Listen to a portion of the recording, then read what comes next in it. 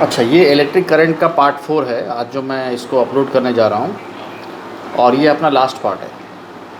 तो electric current ख़त्म हो जाएगा, मैं कुछ क्वेश्चंस है जिसको ग्रुप में अपलोड करूँगा, तो वो क्वेश्चंस भी सॉल्व करना है तुम लोगों को। उस क्वेश्चन का आंसर मुझे नेक्स्ट 3-4 दिन के अंदर भेज देना है कि इसका आंसर ये होगा। और जिसको उस क्वेश्चन में डाउट होगा वो मुझे क्वेश्चंस, हाँ मुझे इसमें डाउट है, तो मैं वो क्वेश्चन सब सॉल्व करके उनको नेक्स्ट क्लास पे दूँगा, राइट। अभी क्या है कि आज हम लोग जो पढ़ने वाले हैं उसका हेडिंग है मेज़रमेंट ऑफ इलेक्ट्रिकल एनर्जी, ठीक है ना। Measurement of electrical energy.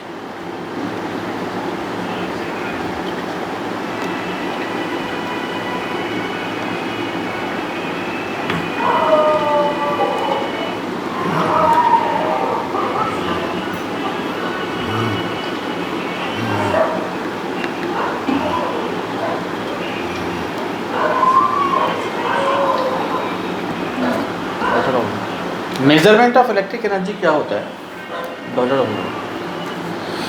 जैसे कि हम लोग का ये घर में फ़ैन चल रहा है, ये घर में टीवी चल रहा है, या घर में हीटर चल रहा है, या घर में कुछ भी चीज़ हम लोग जला रहे हैं थ्रू पावर, उस पर हमारा कुछ ना कुछ जो है वो एनर्जी के द्वारा वो चल रहा है। फॉर एग्ज़ाम्पल मान लो हम लोग एक टॉर्च है या फिर टॉर्च का एक बल्ब है, उस बल्ब को हम लोग जला रहे हैं, उसका कुछ तुम्हारा रेजिस्टेंस है यहाँ पे, राइट। तो इस बल्ब को जो जला रहे हैं इसका कुछ रेजिस्टेंस है आर, इसमें करंट फ्लो कर रहा है मान लो आई, और इसका पोटेंशियल डिफरेंस जो है वो मान लो है वी, राइट। तो हम लोग बोल सकते हैं energy E equals to V I T, where V is your potential difference,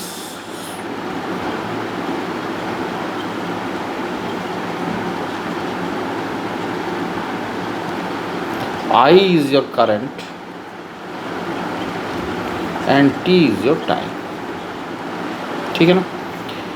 तो ये हम लोग को मालूम है energy is equal to V I T होता है, जिसमें V को पोटेंशियल डिफरेंस या फिर हम लोग उसको EMF भी बोलते हैं, राइट। वोल्टेज में इसको बेसिकली हम लोग ऐसा यूनिट इसका वोल्टेज होता है, current I is current and T is time. तो E is equal to V I T एक हमारा फार्मूला है। अब यहाँ पर एक चीज़ है,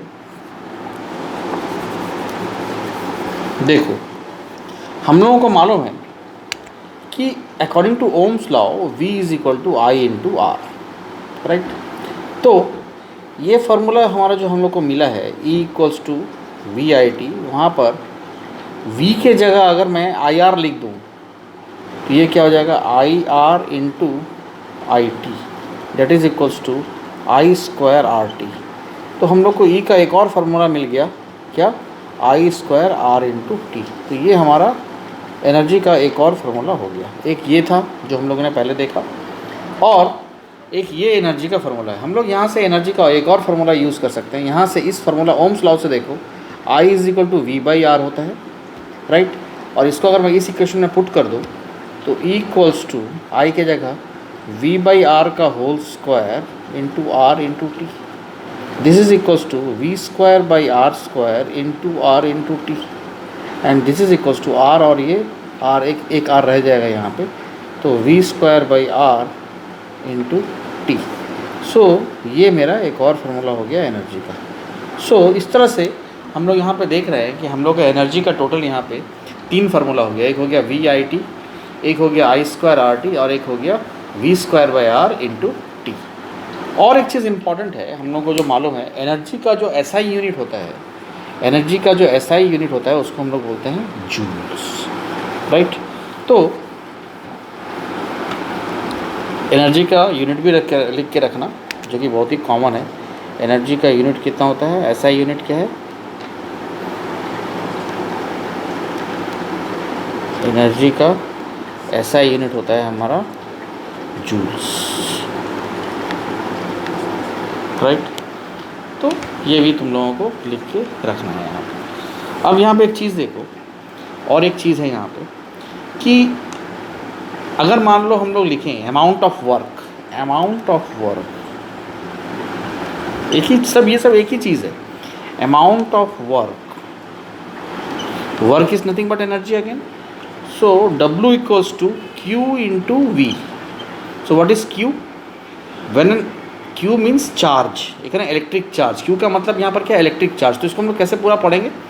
When an electric charge Q moves against a potential difference V, then amount of work is given by W equals to Q into V, where Q is your charge and V is your potential difference, and W is what? Amount of work. So let this be equation number 1. Right? Now from the definition of current we know that I equals to Q by T. ये हम लोग पहले पढ़ चुके हैं. और Q equals to I into T. So let this be question number 2. Right? Now from Ohm's law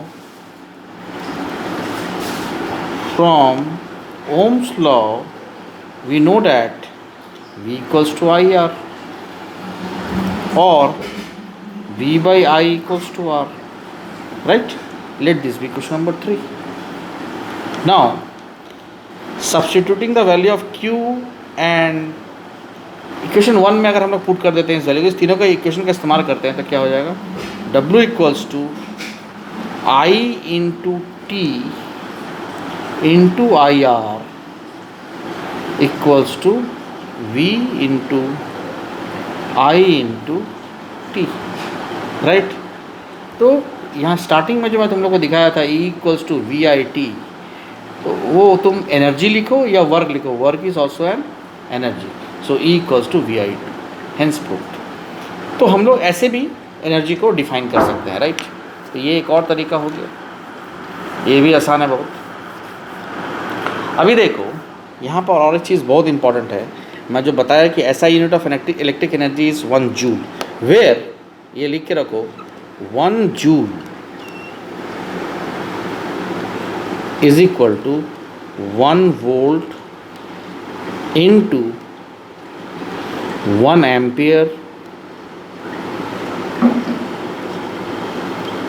into 1 second. इसका मतलब वोल्ट एम्पियर सेकेंड मिलके क्या होता है? जूल. तो ये भी एक बहुत इंपॉर्टेंट चीज़ है हमारा. ठीक है ना? और एक चीज़ याद रखना, यहाँ पर और एक चीज़ हम लोग लिख के रखेंगे कि 1 किलोवाट आवर, ये मैं बाद में एक्सप्लेन करूँगा, फिर भी लिख के रखो 1 kilowatt hour equals to 3.6 into 10 to the power 6 joules. ठीक है ना? तो ये भी एक ठीक से इस चीज़ को भी ठीक से याद करके रखो या लिख लो. याद तो करना ही पड़ेगा, नहीं तो फिर भूल जाओगे. राइट? तो अभी नेक्स्ट क्या है? यूनिट ऑफ एनर्जी मैंने तुम लोग को बता दिया. अब इस पर एक छोटा सा क्वेश्चन करके देखते हैं. क्वेश्चन ऐसा है हमारा, suppose if this is your circuit, right, और यहाँ पे मेरा 2 रेसिस्टेंस है, एक ऐसा एक ऐसा, दोनों सीरीज़ में है. ये मेरा 12 वोल्ट का पोटेंशियल डिफरेंस है, और यहाँ पे 4 ओम और यहाँ पे 4 ओम, यहाँ पे अगर मेरा रेजिस्टेंस है, तो हम लोग को यहाँ निकालना क्या है? Find energy spent, find energy spent in 4 ohm resistor in 1 minute. ये अगर हम लोग को कैलकुलेट करना है तो कैसे करेंगे? तो सबसे पहले हम लोग यहाँ पर, क्योंकि ये दोनों सीरीज़ में है, तो हम लोग सीरीज़ में हम लोग दोनों को 4 + 4 दैट इज़ 8 ओम हो गया हमारा रेजिस्टेंस. राइट? अब हम लोग यहाँ पर अगर अकॉर्डिंग टू ओम्स लॉ हम लोग को मालूम है कि I equals to E by R. E by R होता है E इज़ एनर्जी या पोटेंशियल डिफरेंस हो सकते हो. सो 12, अच्छा इसको चलो ले लेते हैं, जो है वही है 12/8. सो 4 2 8, 4 3 12, दैट इज़ 3.2 3.5, और ये हो जाएगा कितना? 1.5 एम्पियर करंट. इसका मतलब मेरे यहाँ पर 1.5 एम्पियर करंट जा रहा है, फ्लो कर रहा है, तो मेरे इस रेजिस्टेंस में भी 1.5 एम्पियर करंट होगा और इसमें भी मेरा 1.5 एम्पियर करंट होगा। ये तो कंफर्म हो गया, क्योंकि हम लोग को मालूम है कि सीरीज़ में हमारा जो है जितना भी रेजिस्टेंस रहेगा सब में करंट जो रहेगा वो सेम रहेगा, राइट। अब हमको 4 ओम रजिस्टर में क्या निकालना है, एनर्जी, फाइंड एनर्जी। सो ये मेरा 4 ओम रजिस्टर है, यहाँ पे मेरा करंट जो जा रहा है वो कितना हो गया, वो हो गया मेरा 1.5 एम्पियर और रेजिस्टेंस कितना है, 4 ओम का है, राइट। तो हम लोग को निकालना क्या है, E equals to V into I into T, ये हम लोगों ने फर्स्ट फॉर्मूला पढ़ा था। अब यहाँ पर एक चीज़ देखो कि हम लोगों को मालूम, वोल्टेज हमको मालूम नहीं कि क्या है, ये मत, इसको वोल्टेज मत पकड़ लेना, ये अगर वोल्टेज पकड़ लोगे तो ये तुम्हारा गलत हो जाएगा। एक चीज़ याद रखना कि हमारा वोल्टेज जो है जब सीरीज़ में होगा तो हर एक रेजिस्टेंस में वोल्टेज अलग, इसमें कुछ लेगा इसमें कुछ अलग लेगा, इसलिए 12 वोल्ट लेके अगर मैं डिवाइड करके इसको कर देता हूँ तो ये मेरा गलत हो जाएगा। सो हम लोग को वोल्टेज नहीं मालूम है कि 4 ओम में कितना है, 4 ओम में हमको करंट मालूम है कितना है और रेजिस्टेंस हमको मालूम है कि 4 ओम है। तो हम लोग का VIT जो फार्मूला है ये हमारे यहाँ पे काम में नहीं आने वाला है। तो दूसरा फार्मूला ये देखते हैं, I² R इंटू टी। अब देखो I मतलब करंट हमको मालूम है कितना दिया हुआ है, 1.5 का होल स्क्वायर, R हमको मालूम है 4 और टाइम हमको मालूम है 1 मिनट, उसको अगर सेकंड में कन्वर्ट करेंगे तो वो 60 हो जाएगा। तो मेरा एनर्जी जो है इसको अगर हम लोग मल्टीप्लाई करके जो आंसर निकालेंगे, that joule is your answer. तो हम लोग इसको ऐसे भी बना सकते हैं, ठीक है। तो ये एक अच्छा बना, एक सिंपल क्वेश्चन है मगर एक समझने के लिए बहुत ही इंपॉर्टेंट क्वेश्चन है, राइट। अब हम लोग दूसरा क्वेश्चन देखते हैं। ये हम लोगों ने सीरीज़ में देखा, अब एक हम लोग पैरेलल में देख लेते हैं। तो पैरेलल में अगर हम लोग देखें तो पैरेलल में हमारा क्वेश्चन ऐसा होगा, पैरेलल में हमारा क्वेश्चन होगा, एक बैटरी है हमारा, इसमें यहाँ पे मेरा एक रेजिस्टेंस है, राइट, और इसी के पैरेलल में मेरा और एक रेजिस्टेंस। मेरे जो बैटरी है इसको भी फिर से 12 वोल्ट ले लेते हैं, इसको ले लेते हैं 4 ओम, इसको ले लेते हैं 2 ओम। अब हम लोग से पूछ रहा है find the energy spent, find the energy in, find the energy in, find the energy in 4 ohm resistor. तो हम लोग इसको कैसे निकालेंगे, 1/RP means parallel is equal to 1/4 plus 1/2 that is 1/4 that is 3/4। so RP equals to 4/3 ओम। तो ये हमारा parallel में आ गया रेजिस्टेंस कितना है, 4/3। अब क्या है, हम लोगों को 4 ओम रेजिस्टेंस में हमको निकालना है, ये हमारा 4 ओम रेजिस्टेंस है, इसमें हम लोग को मालूम है हमारा वोल्टेज कितना है, 12 वोल्ट है, मगर हमको इसमें करंट नहीं मालूम है कितना है भाई। तो यहाँ पे हमको R हमको मालूम है कितना है, R है 4 ओम और वोल्टेज कितना है मेरा 12 वोल्ट। अब देखो ये जो हम लोगों ने E हमको निकालना है, E इज़ इक्वल टू, अगर हम लोग यहाँ पे VIT ले लें तो V हमको मालूम है, I हमको मालूम नहीं है, तो हम लोग इसको निकाल नहीं सकते, राइट। हम लोग को और एक फार्मूला मालूम है, I² RT, यहाँ पे फिर से I हमको मालूम नहीं है तो ये भी नहीं काम करेगा।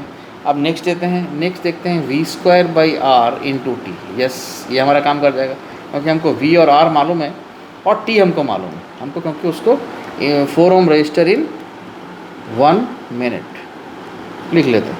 तो ये V² क्या हो जाएगा, V हमारा कितना है यहाँ पे 12 वोल्ट, तो V² हो गया 12 का whole square by R, resistance हो गया 4 इंटू टाइम हो गया 60 में, इसको कन्वर्ट कर देंगे सेकेंड्स में, इतना जूल जो होगा वो हमारा एनर्जी होगा 4 ओम। सो बेसिकली ये सब सिंपल क्वेश्चन है जिसको हम लोग कर रहे हैं, बहुत ही आसान है, इसमें कुछ भी नहीं है। तो ये जो जूल हमारा जो आएगा, that joule is our answer. So again very very easy question.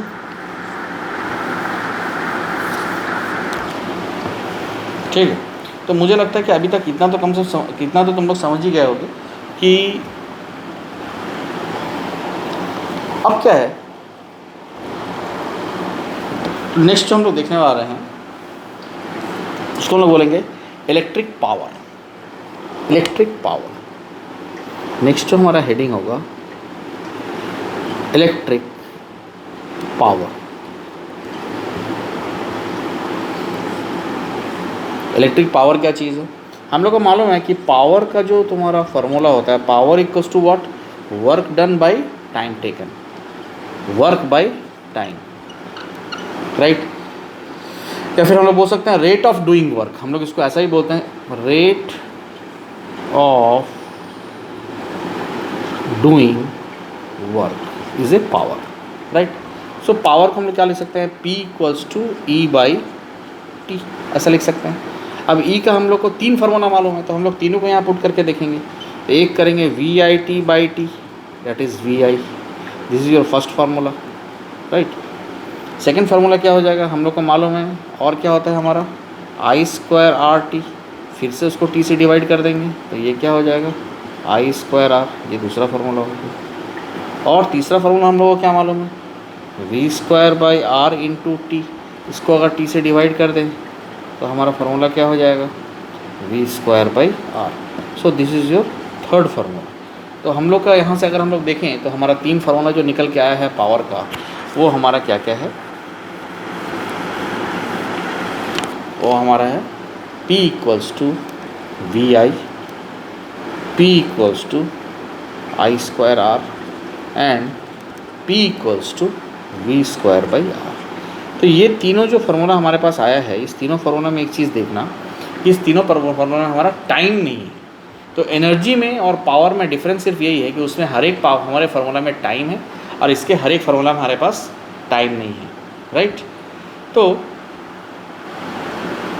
हम लोग P को और भी हम लोग का ये तीनों फार्मूला हो गया। और एक चीज़ याद रखना, पावर का जो SI यूनिट होता है वो होता है तुम्हारा वॉट, WATT। पावर का SI यूनिट होता है, unit of power is what, right. एक छोटा सा एग्जांपल लेते हैं। सपोज़ हम लोग के पास 2 बल्ब है, ये एक बल्ब है और यहाँ पे मेरे पास एक और बल्ब है, और ये दोनों बल्ब के साथ नीचे मेरा एक बैटरी लगा हुआ है जिसका 12 वोल्ट है, या फिर 12 वोल्ट की जगह हम लोग लेते हैं उसको 220 वोल्ट पोटेंशियल डिफरेंस, राइट। तो हम लोग को बोला है यहाँ पे क्या करने के लिए, find power spent in each bulb, find power spent in each bulb, ठीक है। तो इस तरह का क्वेश्चन अगर रहा तो इसको हम लोग कैसे बनाएंगे, इसमें है पहले तो हमारा ये दोनों सीरीज़ में जो तुम्हारा ये है इसमें हम लोग इसको निकाल लेते हैं। तो RS equals to 110 plus 110 that is 220 ohm resistance हम लोग का निकल गया यहाँ पर, और V हम लोग को क्या दिया हुआ है यहाँ पर 220 वोल्ट।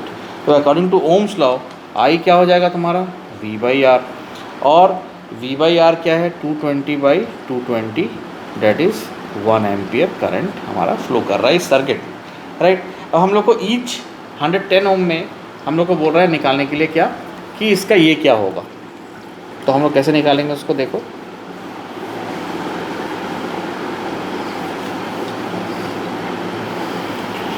तो हम लोग जो उसको निकालेंगे, हम लोग को किसी एक बल्ब में निकालना है। तो बल्ब अगर हमारा ऐसा है और कॉइल हमारा ऐसा लगा हुआ है, यहाँ पे हम लोग को बोल दिया है कि ये 110 ओम का रेजिस्टेंस है, और यहाँ पे हम लोगों ने करंट निकाल लिया है। R हमारा कितना है 110 ओम, और करंट हमारा कितना निकला था 1 एम्पियर, राइट। तो पावर इक्वल्स टू क्या होता है, power equals to V into I. अब V तो हम लोग को मालूम नहीं है, तो ये फार्मूला यहाँ पे नहीं होगा इस्तेमाल। तो नेक्स्ट लेते हैं I स्क्वायर आर। तो I स्क्वायर आर हम लोग यूज़ कर सकते हैं क्योंकि हम लोग को दोनों मालूम है। तो I स्क्वायर का 1 लिख लेंगे, R का 110 लिख लेंगे। तो ये जो हमारा 110 जो आंसर आया 110, क्योंकि पावर हम लोग निकाल रहे हैं तो इसका यूनिट हो जाएगा वॉट। सो हमारा पावर कंजम्पशन एक बल्ब में जो होगा वो होगा 110 वॉट, राइट। तो ये हम लोग छोटा मोटा क्वेश्चन जो कर रहे हैं उसको हम लोग ऐसे ही बनाएंगे। अब नेक्स्ट जो हेडिंग लेंगे हम लोग, नेक्स्ट हेडिंग जो हमारा होगा उसको हम लोग बोलते हैं commercial unit of electrical energy. Commercial unit of electrical energy,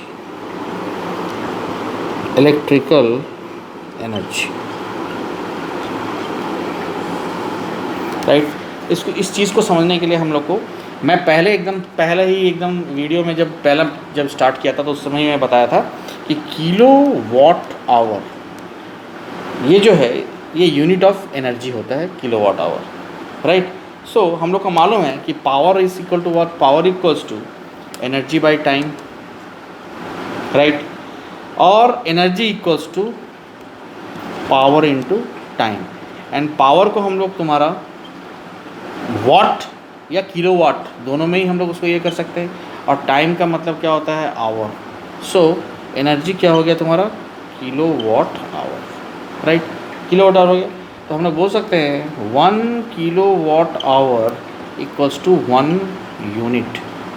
माने तुम अपने घर में मीटर को देखोगे तो हम लोग को मीटर में जब हम लोग का इलेक्ट्रिक बिल का रीडिंग आता है तो उसमें हम लोग बोलते हैं कि हम लोगों ने जो पिछले महीना या इस महीने हम लोगों ने इलेक्ट्रिक बिल जो हमारा आया है वो हमारा 600 यूनिट आया है, वो हमारा 500 यूनिट आया है, या फिर वो मेरा 1000 यूनिट आया है। तो actually 1 kilowatt hour is equals to 1 unit, ठीक है। अब उस यूनिट का तुम्हारा प्राइस जो होता है, जैसे अलग अलग जगह में अलग अलग टाइप का प्राइस होता है।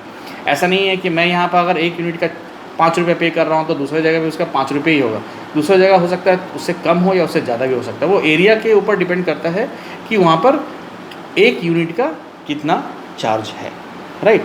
तो मान लो मैं एक हीटर जला रहा हूँ जिसका पावर कंज्यूमर है, मैं जस्ट एक एग्जांपल बता रहा हूँ मैं तुम लोग को। मान लो मैं एक हीटर जला रहा हूँ या फिर मैं एक इमर्शन रॉड जला रहा हूँ या फिर मैं आयरन जला रहा हूँ, तो उसका पावर जो है मान लो उसके कॉइल का वो है तुम्हारा 1000 वाट, ठीक है ना, ये पावर है। उसको मैं जला रहा हूँ कितना देर के लिए, 1 घंटा के लिए जला रहा हूँ, राइट। तो मुझे निकालना है कि उसमें एनर्जी कितना कंजम्पशन, एनर्जी कंजम्पशन क्या हो रहा है मेरा, मतलब मुझे यूनिट निकालना है। तो पावर को बेसिकली हम लोग किसमें, किलोवाट में कन्वर्ट करेंगे। तो 1000 वाट है तो हम लोग उसको ऐसा ही बोल सकते हैं 1 किलोवाट। 1000 वाट माने 1 किलोवाट, राइट। और टाइम हम लोग को 1 आवर में दिया हुआ है, तो एनर्जी देयर फॉर एनर्जी क्या होता है भाई, energy is equal to power into time. और पावर हमारा क्या है 1 किलोवाट इंटू टाइम कितना है हमारा 1 आवर, तो यहाँ पर लिखेंगे 1 hour. So that is equals to 1 kilowatt hour. इसका मतलब क्या हो गया, 1 kilowatt hour means what, 1 kilowatt hour means 1 unit. इसका मतलब मैं अगर एक दिन में एक आयरन जो 1000 वाट का आयरन है उसको अगर मैं 1 घंटा जलाऊँ तो मेरा एक दिन में 1 यूनिट कंज्यूम करेगा, राइट। तो इस तरह से हम लोग कंजम्पशन कितना होता है किसी भी एक चीज़ को जलाने से हमारे यहाँ पर कितना कंजम्पशन होता है उसको हम लोग निकाल सकते हैं, राइट। अभी और एक छोटा सा एग्जांपल लो, घर में हम लोग ट्यूबलाइट यूज़ करते हैं, फ़ैन यूज़ करते हैं, बहुत कुछ यूज़ करते हैं। और एक ट्यूबलाइट है, ट्यूबलाइट एक मान लो तुम्हारे 40 वाट का एक ट्यूबलाइट है। तो सपोज़ ए ट्यूबलाइट, क्वेश्चन अगर ऐसा है, ए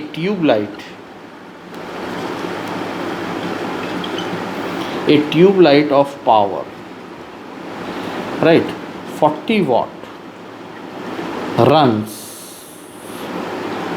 for 6 hours. Find unit of electrical energy used, of electrical energy used, right.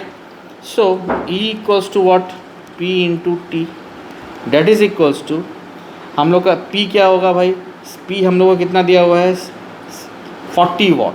तो हम लोग क्या करेंगे 40 डिवाइडेड बाई 1000 करेंगे तो वो हो जाएगा किलोवाट। और टाइम कितना है हमारा 6 आवर्स दिया हुआ है तो उसको 6 आवर लिखेंगे।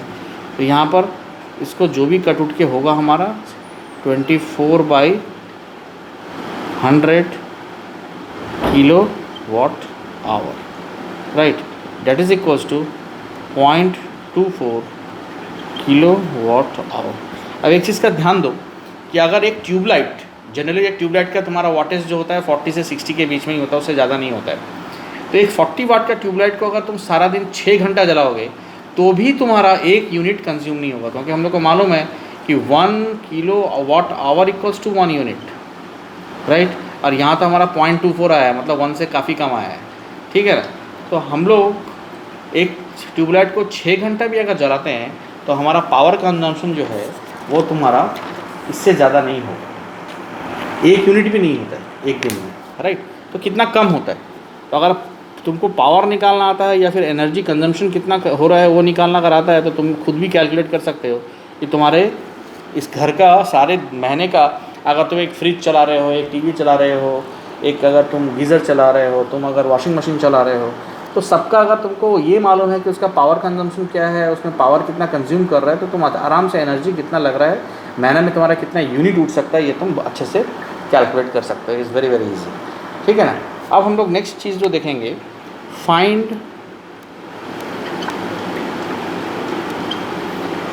द बिल निकालेंगे इफ़ 1 यूनिट कॉस्ट रुपीज़ आजकल ऐसे नहीं लिखते हैं, ₹6, राइट। अगर 1 यूनिट का प्राइस अगर 6 है, तो find the bill if 1 kilowatt our cost rupees, या फिर 1 यूनिट कॉस्ट ₹6। तो क्वेश्चन हमारा अगर ऐसा ले लेते हैं, क्वेश्चन लोग अगर ऐसा लेते हैं कि 2 fans of power 60 watt are running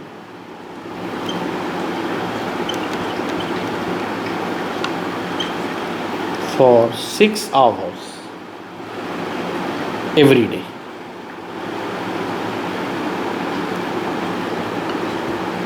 Right? Find cost of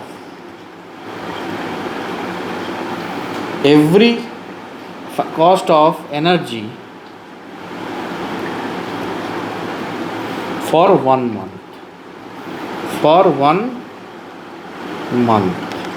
तो मंथ में 30 डेज़ लिख लो भाई, क्योंकि कोई कोई महीना 31 डेज़ का भी होता है, तो मैं 30 डेज़ दे दिया।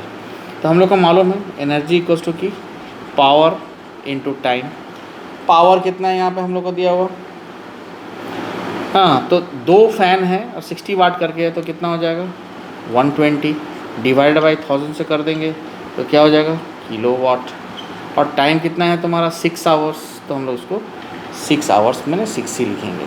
तो इसको जब कैलकुलेट करोगे तो ये 0 और ये 0 कट जाएगा, ठीक है। तो ये कितना हो जाएगा 72/100 किलोवाट आवर, क्योंकि ये आवर है, तो ये हो जाएगा तुम्हारा 0.72 किलोवाट आवर।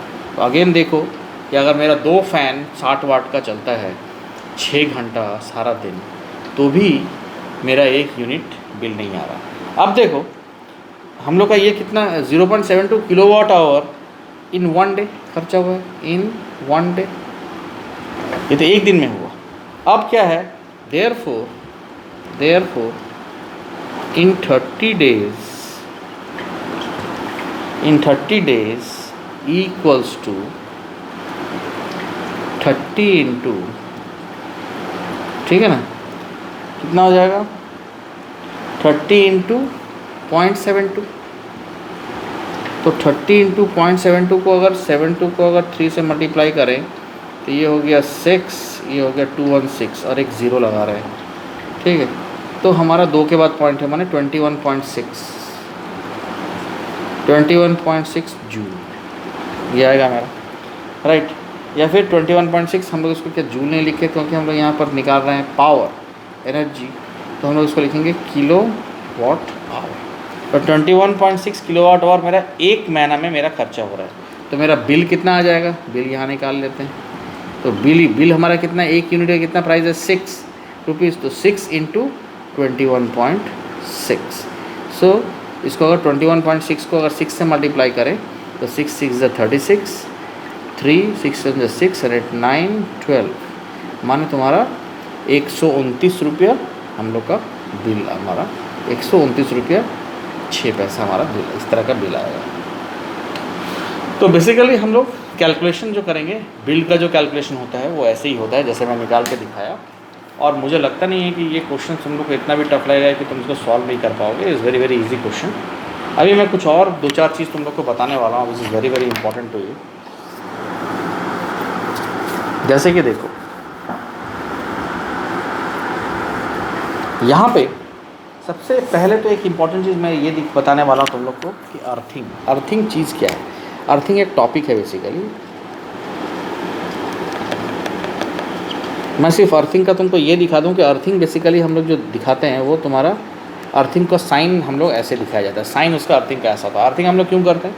अर्थिंग हम लोग इसलिए करते हैं क्योंकि वो तुम्हारा, अगर कोई मान लो तुम्हारे कहीं पर करंट का लीकेज है, कहीं करंट तुम्हारा जो है फ्लो जो कर रहा है वहाँ पर करंट सही तरीके से बोर्ड नहीं लगाया गया है, लीक कर रहा है, तो तुम अगर मान लो अर्थिंग, अगर प्रॉपर अर्थिंग क्या हो रहेगा तो तुम्हारे बॉडी में करंट नहीं आएगा, ठीक है ना। अर्थिंग इसलिए क्या रहता है क्योंकि हमारा जो अर्थ है ये बहुत बड़ा है।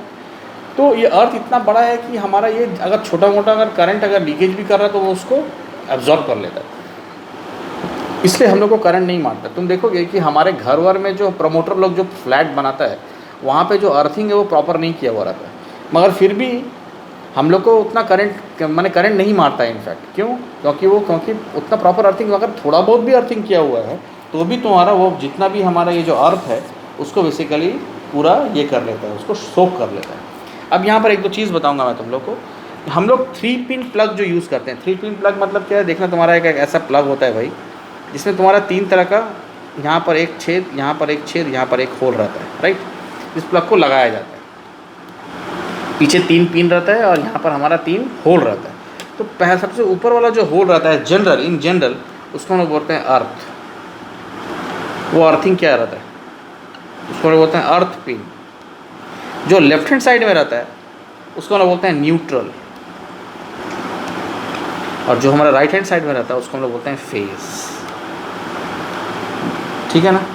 तो वो ऐसा पिन रहे या गोल रहे, चीज़ एक ही है। वहाँ पर भी तुम देखोगे यहाँ यहाँ यहाँ तुम्हारा 3 रहेगा। This is your earth pin, this is your neutral and this is your phase.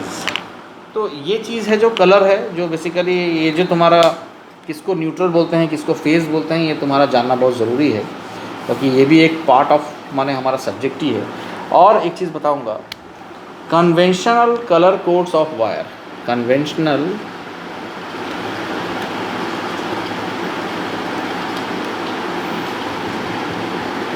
Colour codes of wire, उसको भी लिख के रखना और ये बहुत ही इंपॉर्टेंट है।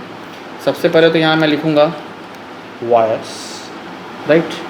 ये हमारा वायर हो गया और यहाँ पर मेरा हो जाएगा कलर। कलर में यहाँ मैं लिखूँगा ओल्ड कन्वेंशन और यहाँ पे मैं लिखूँगा न्यू कन्वेंशन, माने पहले क्या था और अभी क्या है, राइट। वो दोनों लिख के रखना। वायर्स अगर तुम्हारा लाइव वायर है, ठीक है ना, तो वो होगा तुम्हारा रेड कलर का था पहले, अभी वो बहुत जगह तुम देखोगे उसको